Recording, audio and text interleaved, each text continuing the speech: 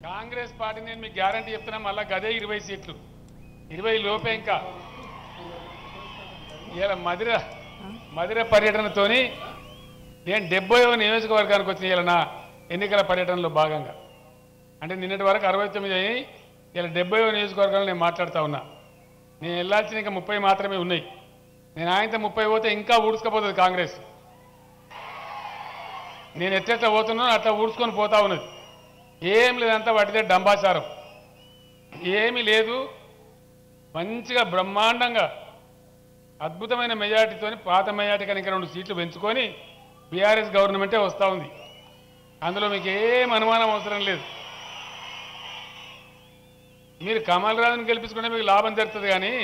ఈ బట్టి విక్రమార్కతో వచ్చేది ఏంది పోయేది ఏంది వాటిగానే మిమ్మల్ని మాయా మచ్చింద్ర చేసి నాకు ముఖ్యమంత్రి నేను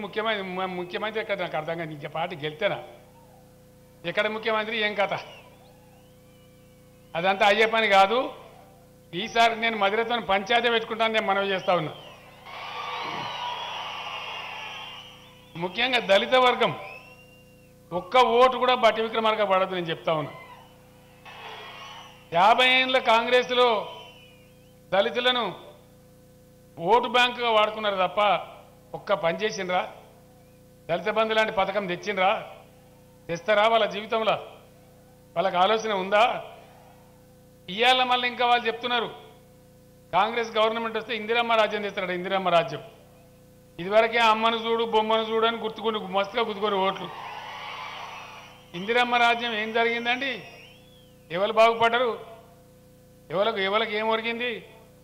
ఇందిరమ్మ రాజ్యంలో మొత్తం ఎమర్జెన్సీ పెట్టి కొత్త పోయి జైళ్ళలో వారేసింది దళితులుగానే ఉన్నారు గిరిజనులుగానే ఉన్నారు ఏం అభివృద్ధి లేదు మన్ను కూడా లేదు ఈ కరెంట్ రాదు